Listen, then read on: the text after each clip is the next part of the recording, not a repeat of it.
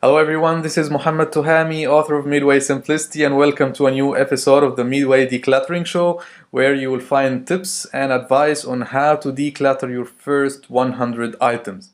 And my special guest today is Beth Dargis from mysimplerlife.com. She's one of the awesome contributors to the Midway Simplicity book as well, and her blog is full of amazing simple living wisdom. Welcome, Beth. Thank you very much for being with me again on the show. Hello. Hello. Well, let's start by your decluttering story. How did you start your decluttering work, and how did you get rid of your first 100 items? Well, we had moved to a house. We had been in apartments for many years, and all of a sudden we were getting hand-me-downs from everyone, and my parents and his parents all gave us the stuff that we left behind. And so I realized that we had way too much stuff in here. So I tried decluttering by myself, and it didn't work. So what I suggest the most is finding people you can declutter with. I found a group online, and we would check in. We would go at the top of the hour saying, okay, I'm going to declutter for 30 minutes. And then we'd get back on in 30 minutes and say what we decluttered. And then people would go, all right, and way to go. And something that most people don't get in their household from their family.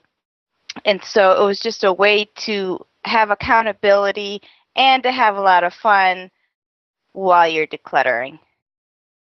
That's very interesting. Is this group still up? Um, there's various groups you can do. I actually create my own. So about 3 times a year, I do a declutter group for my subscribers. But yeah, you can find anyone you want and do this with them. And where people can find your decluttering group or join it? You can go to mysimplerlife.com and go to the blog, and then you click Yeah. on the shop. It'll be Okay. there. The next one's not till April. Very interesting. So you meet online and you encourage each other like on over a course of a month or a week or something, or how do you do this? For my group, we meet once a week in the chat room and then do accountability over Facebook. So you can still do daily check-ins. Some people in the group go to the chat room at other times of the day and then get together with people in the group for their 30 minutes or 15 or however many minutes you decide. Oh, that's a great idea. First time to hear about that. And what was your biggest challenge while you were decluttering your stuff? The biggest challenge was my own excuses. I don't have time, I don't have energy, I don't really want to. Those are the biggest challenges, which is why accountability is so important, because it's harder to say that to someone else and have them be like, "Oh, that's okay." They'll be like, "No, I'm decluttering, you're decluttering. Let's do this together. We can do this." Um, and so accountability is so important. Mm. And what if, I will share with you now some challenges that I received from my leaders from my readers when it comes to decluttering. For example, if someone is overwhelmed by too much stuff that he can't think of decluttering all these, you know, unnecessary items. So, what's your advice for that? I get that a lot. People, I don't know where to start. There's just so much, and I don't even want to start because it's so overwhelming. Basically, you can pick any spot. People get stuck saying there has to be a specific spot that's where you need to start. You can start with anything. You can sit in the middle of your room, spin around, and point, and just start there. That is just fine. What you need to do is take itty bitty little spots, one drawer, one counter, one paper pile. I have a declutter calendar that has one little spot each day, which helps people with the overwhelm because then they can just do that one little spot. One little spot. That's great. And what if someone lacks organizational skills? Organization skills can be learned. I was not born organized. I had lots of clutter. I was not cleaning my home properly. All these are skills you can learn at various blogs and books and at your site. Okay, and for the challenge that you faced yourself, if someone is too exhausted, he's or she has like too many tasks and kids to take care of, and at the end of the by the end of the day, she feels too exhausted, no time, no energy to do the decluttering work. What's the solution for that? One thing you can do is declutter throughout the day, or at least put away throughout the day. If you go to one room, check this room, see if there's anything that can go there. When you're done with a meal, you do the dishes right away so it's not harder and takes longer and is more tiring. If you do things throughout the day, it's a lot easier. At the end of the day, if you're too tired to declutter, you can take a pile of paper, sit on the living room floor, and sort the paper while you watch TV. It doesn't take hardly any energy at all. And I found people that work full-time sometimes say they come home and they're just too tired to declutter. I say start with 5 minutes, and oftentimes the decluttering itself gives them more energy. So they aren't as tired, and it's a nice catch-22 there. So it's decluttering as you go, decluttering as you go. Yeah. And what about people who live in a very cluttered and consumer-based environment, and they face a high resistance from their family and friends?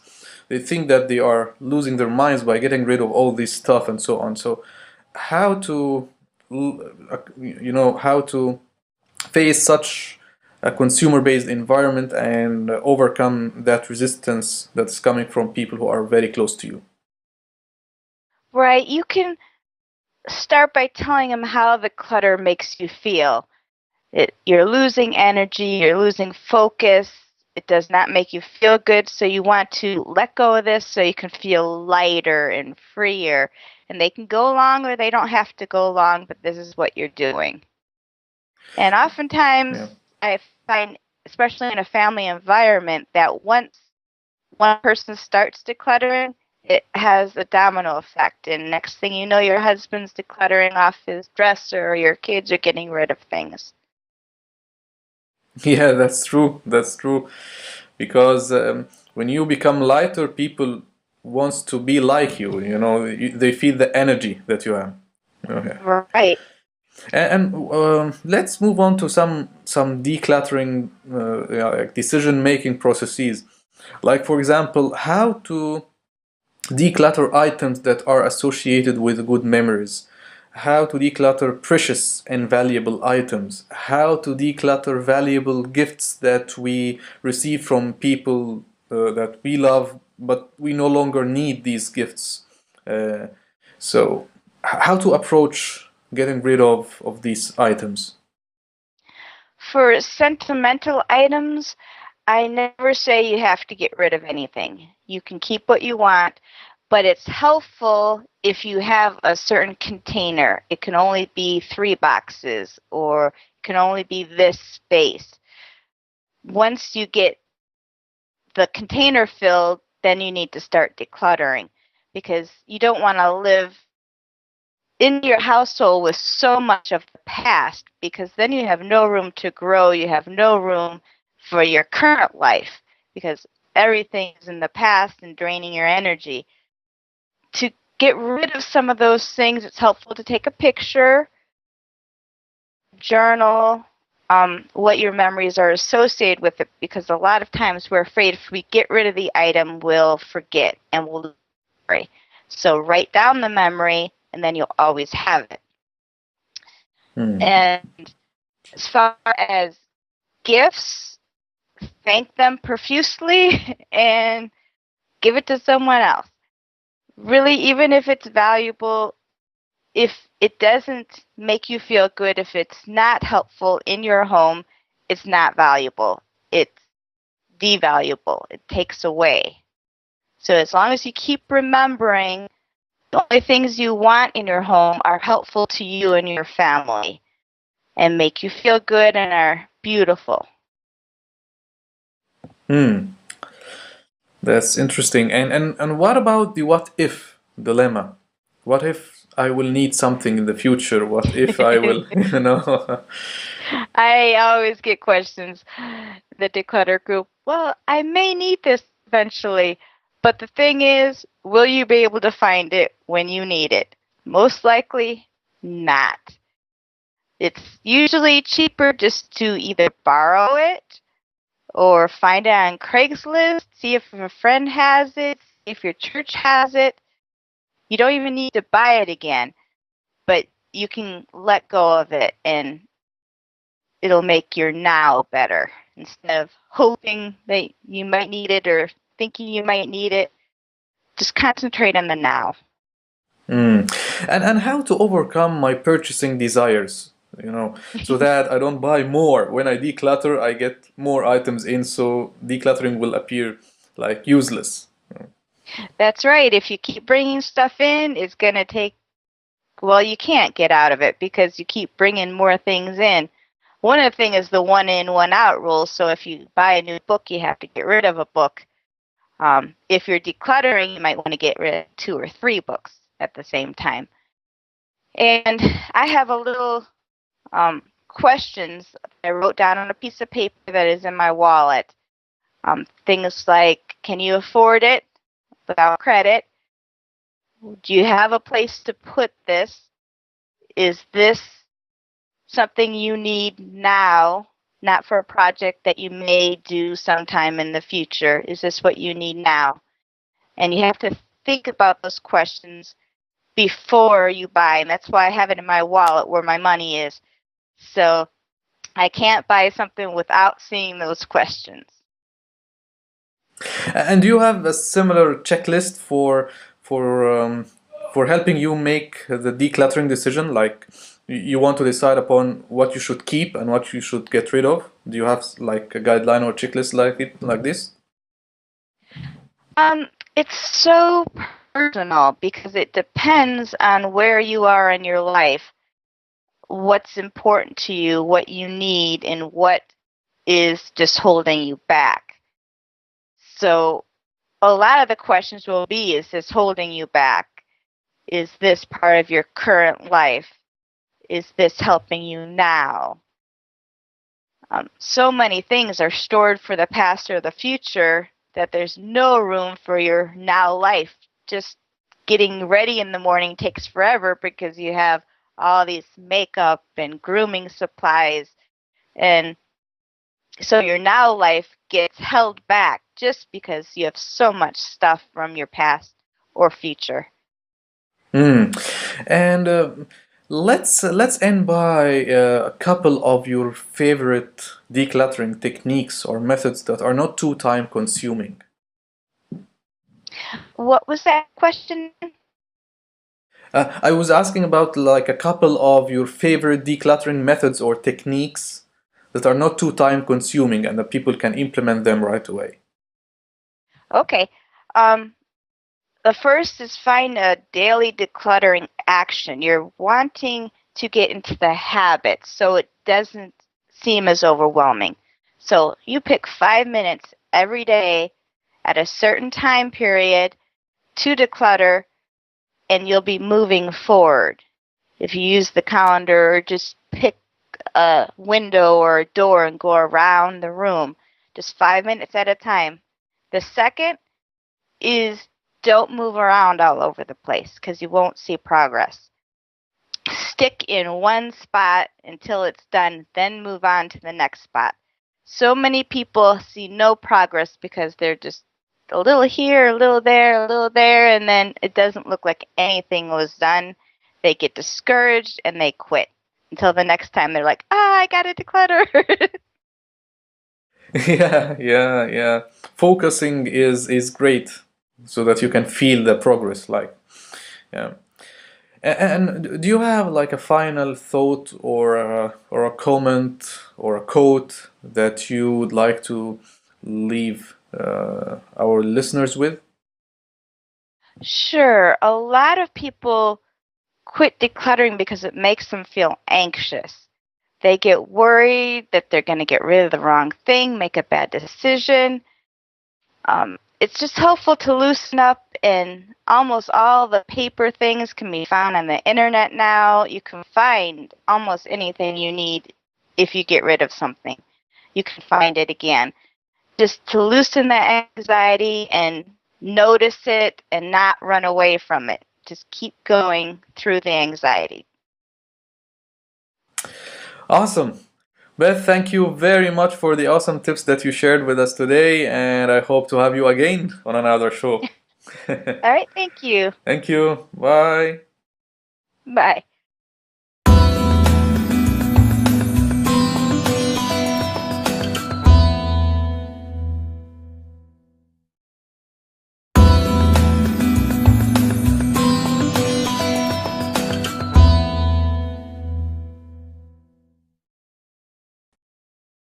Hello everyone, this is Mohammed Tuhami, author of Midway Simplicity, and welcome to a new episode of the Midway Decluttering Show, where you will find tips and advice on how to declutter your first 100 items.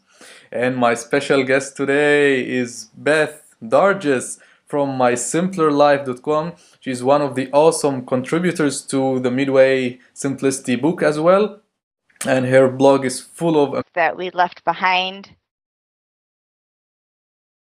And so I realized that we had way too much stuff in here. So I tried decluttering by myself, and it didn't work. So what I suggest the most is finding people you can declutter with. I found a group online, and we would check in. We would go at the top of the hour saying, okay, I'm going to declutter for 30 minutes. And then we'd get back on in 30 minutes and say what we decluttered. And then people would go, all right, and way to go. And something that most people don't get in their household from their family.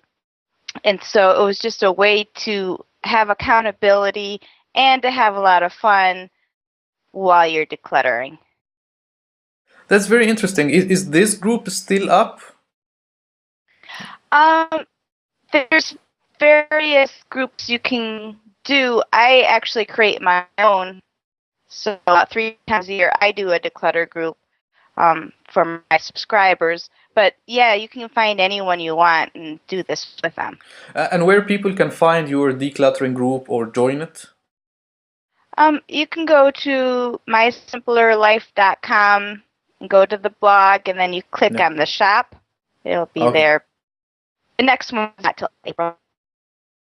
Very interesting. So you meet online and you encourage each other like on over a course of a month or a week or something, or how do you do this?